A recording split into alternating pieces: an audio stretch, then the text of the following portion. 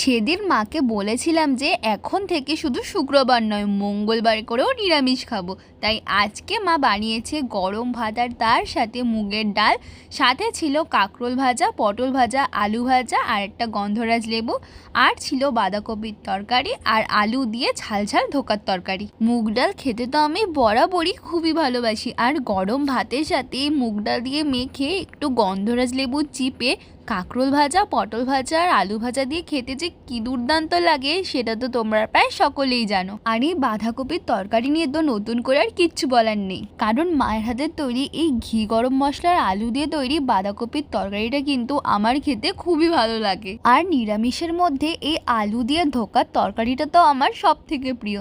মানে আমার মা এটা যখনই রান্না করে তখনই তো বেশিরভাগ ভাতটা আমি এটা দিয়ে খেয়ে ফেলি। আর আজকের লাস্টটা তো এভাবেই শেষ করলাম, কিন্তু তোমাদের সাথে দেখা হচ্ছে নেক্সট ভিডিওতে। টাটা।